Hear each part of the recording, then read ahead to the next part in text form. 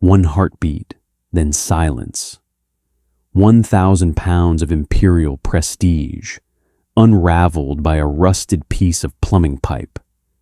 It wasn't a tactical defeat. It was a systematic slaughter. How did the world's most efficient killing machine find itself being hunted? By a school teacher? The generals in Tokyo mapped every ridge. They calculated every bullet. They prioritized the procedure of the emperor over the reality of the mud. But they ignored the one variable that could actually kill them: the woman standing quietly at the chalkboard. They saw an invisible civilian. She saw a target list. Why did the most powerful empire in Asia surrender to a ghost they refused to acknowledge? The answer isn't in the classified vaults. It's in the ink-stained hands of a woman who stopped teaching history and started writing it in blood. Tacloban, Leyte, 1941.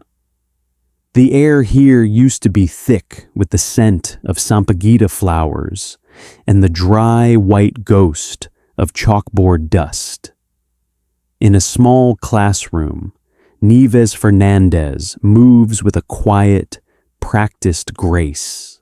To her students, she is a pillar of order.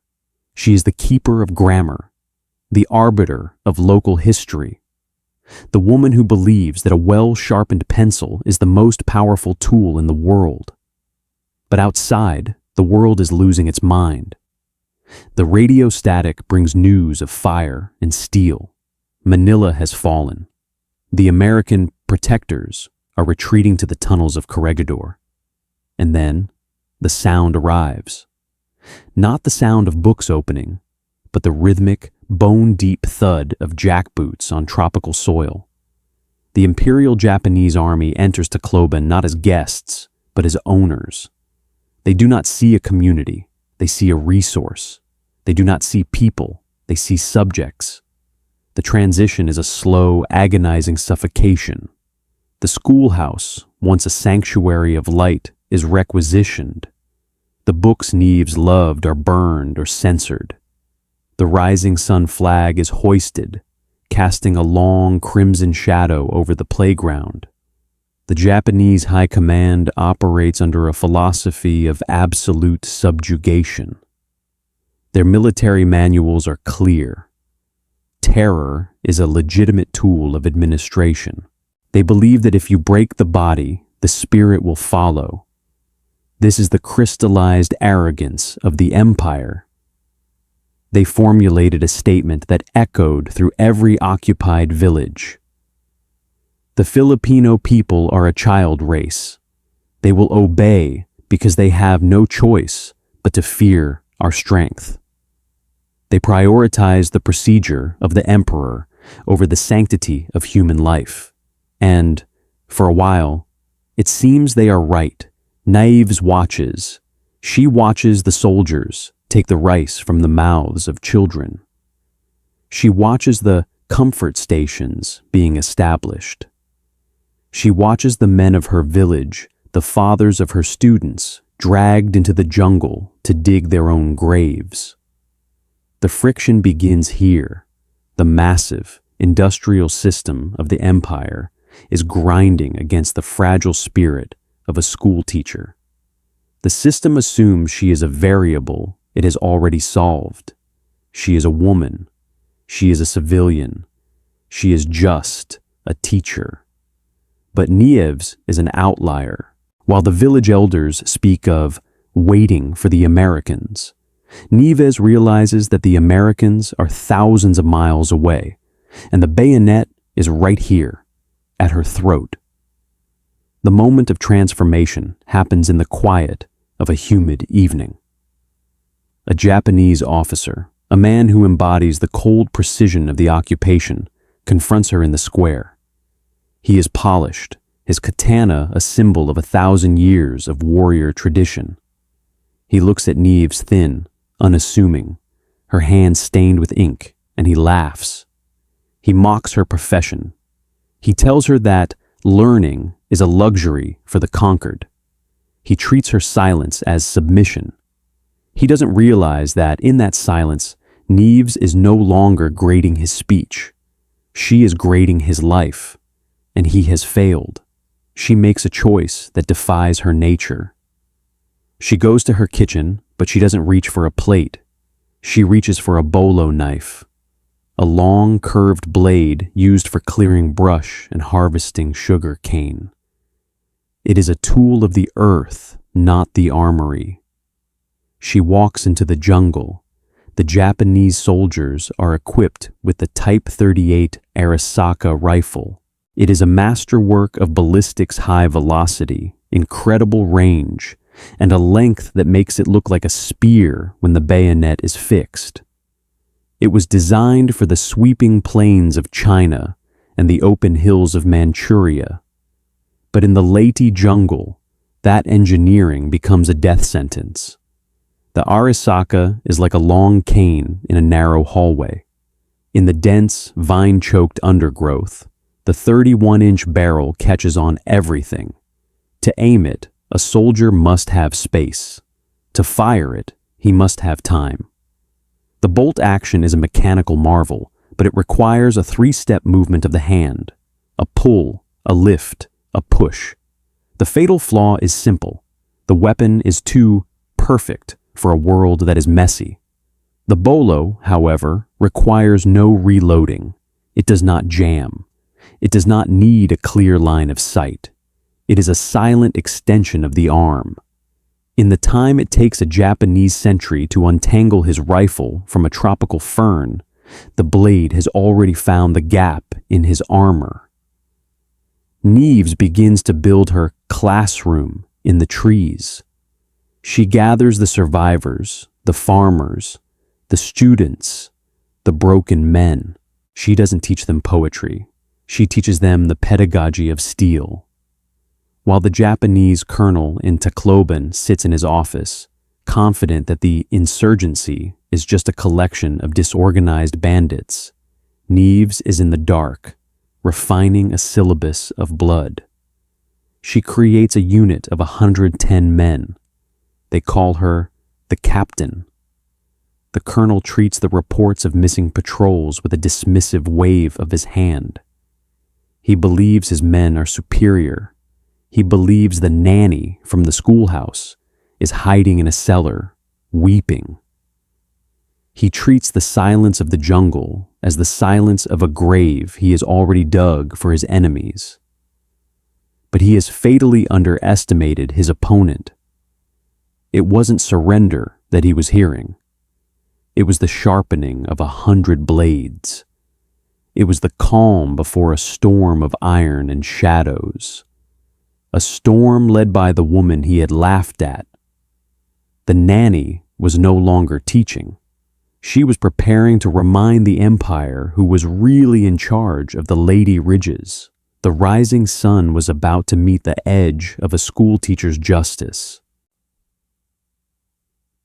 June 1943. The Leyte Mountains do not forgive, and they do not forget. The ridges are draped in a suffocating green velvet, a canopy so thick it swallows the sun before it can touch the forest floor. Here, the air is a wet blanket, smelling of rotting vegetation and the sharp ozone tang of an approaching monsoon. Deep within this emerald fortress, a new kind of academy is in session. Nieves Fernandez is no longer standing at a wooden podium. She is crouching in the mud, her floral dress stained with the red clay of the islands, her eyes reflecting the cold steel of the blade in her hand. Around her sit 110 men farmers who once plowed these fields, students who once memorized the poems she taught, and laborers whose backs were broken by the occupation. They call her the captain. But to Nieves, they are still her pupils. Only now the curriculum has changed from arithmetic to asymmetric slaughter. The Imperial Japanese Army is a master of the open battlefield. They understand supply lines, artillery grids, and the hierarchy of the bayonet. They are a massive interconnected nervous system. But Nieves understands something they don't. A nervous system can be paralyzed by a single, well-placed needle. She doesn't try to build a traditional army. She builds a ghost. Her men are barefoot, moving through the razor grass with a silence that defies the senses. While the Japanese commanders wait for a proper engagement, Nieves is teaching her unit how to turn the everyday into the terminal. The centerpiece of her armory is the latong, the gas pipe shotgun. It is the ultimate rejection of industrial warfare. It starts with a length of discarded plumbing pipe, a crude wooden stock, and a simple sliding bolt tipped with a sharpened nail. The mechanic is brutally efficient. Input: a handmade shell filled with black powder and jagged shards of glass or scrap iron is loaded into the pipe. Black box. The user slams the pipe backward, forcing the primer onto the nail. Output: a wide screaming spray of hot metal that shreds everything within 20 feet. It is a weapon of the desperate for the lethal.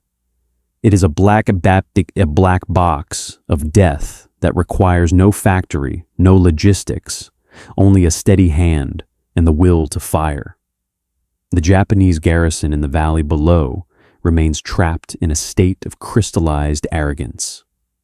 To them, a pipe is for water. A woman is for service. A farmer is for labor. They cannot fathom that these three elements have fused into a force that is methodically unzipping their perimeter. A young Japanese lieutenant, fresh from the academies in Kyoto, sits at his desk in the Tacloban outpost. He reads the reports of accidents on the mountain trails. A sentry found with his throat opened by a tool meant for clearing brush. A supply truck that simply vanished between two checkpoints. He scoffs. He writes a memo dismissing these incidents as the work of unorganized bandits and local predators. He treats the warnings of the elder villagers as superstition. He believes his uniform is armor enough against the primitive inhabitants of the heights. But he has fatally underestimated the predator. It wasn't a bandit waiting in the shadows. It was a woman who had spent a decade teaching children how to spot patterns. And now she is spotting the patterns in his patrols. She knows exactly when the sentry's eyes wander. She knows the exact moment the relief guard slows down to light a cigarette.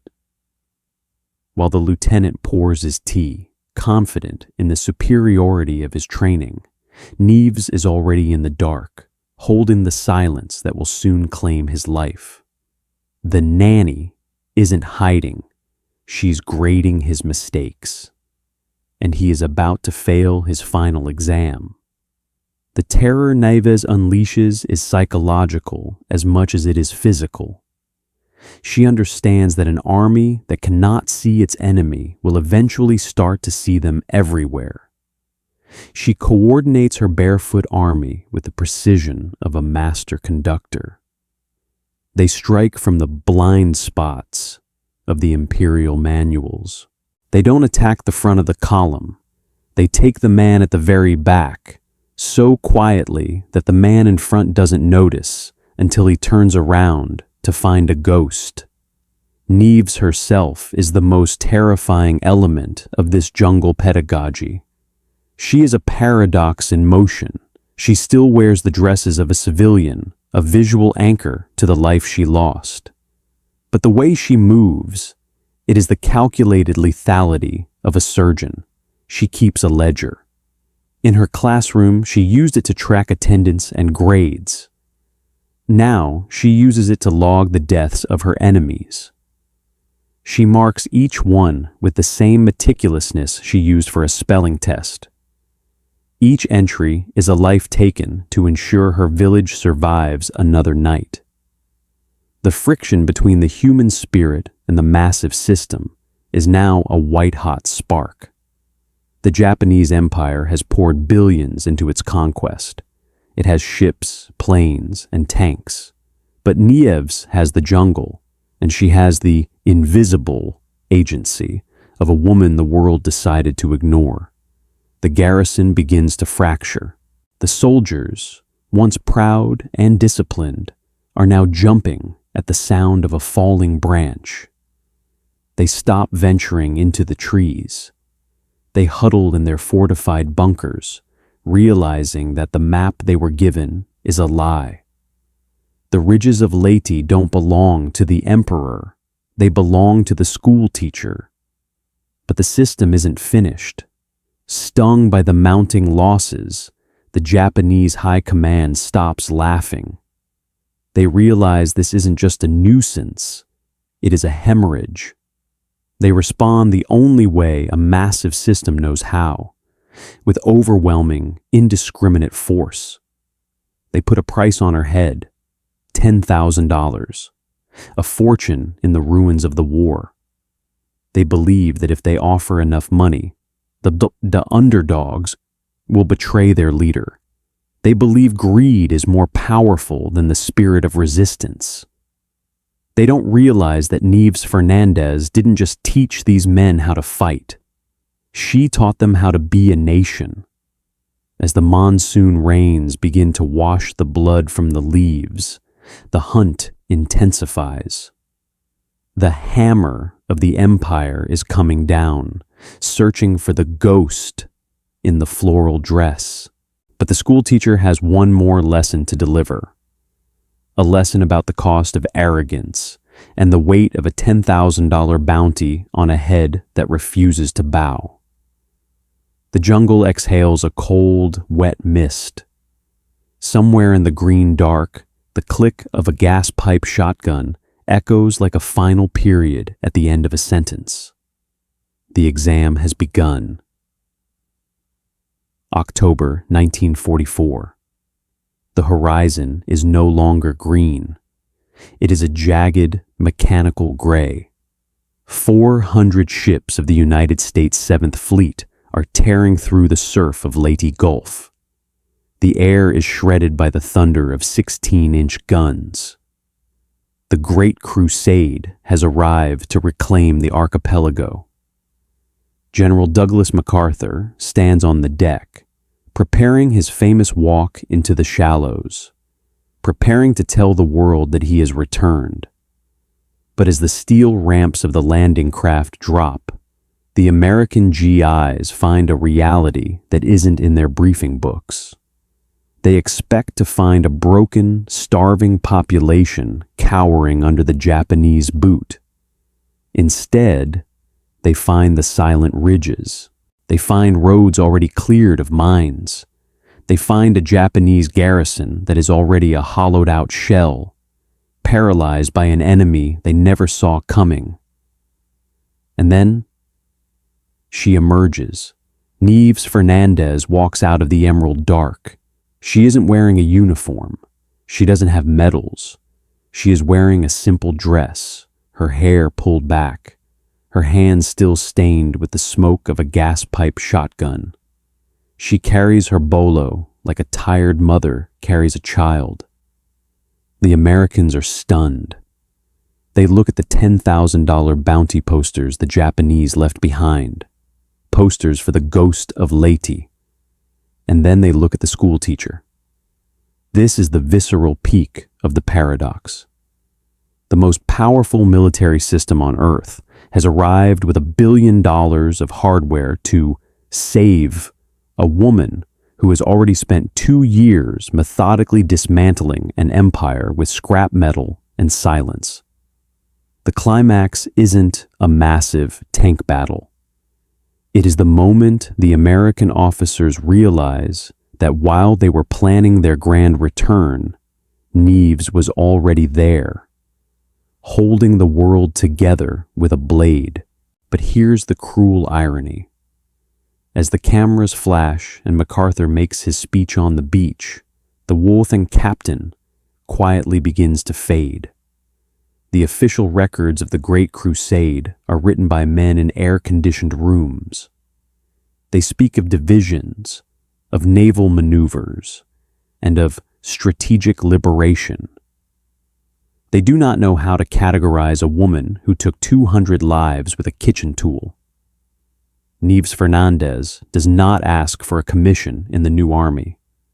She does not ask for a pension or a seat at the victory table. She does not wait for the system to validate her. She turns her back on the smoking ruins of the war and walks back toward Tacloban. She returns to her classroom. She picks up the chalk. She tries to scrub the red clay of the ridges from her fingernails.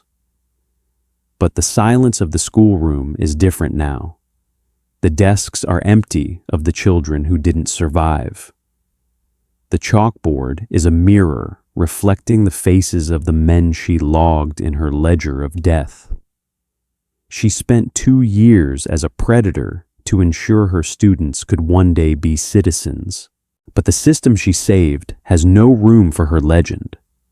To the new government, she is a liability, a reminder of a violence they want to forget. To the history books, she is a footnote. To the world, she is just a teacher again. We are left with the bitter aftertaste of a victory that belongs to the invisible. Nieves Fernandez lived out her days in the quiet of a country that moved on without her. She took the weight of those 200 deaths and carried them in silence, while the men who arrived late took the credit for the peace. They claimed the victory was a triumph of industrial might. They claimed the system won, but the truth is written in the soil of Leyte. Do we see this same hubris in our society today? We still look at the underdogs, the teachers, the caregivers, the quiet observers, and we assume they are passive. We assume that power only exists in the massive system. We forget that when a system fails, it is always the invisible individual who steps into the gap. How many more ordinary souls are holding our world together right now with invisible, violent courage, only to fade into the footnotes of time? History is not made by the men on the posters. It is made in the dark by the people we have the audacity to ignore.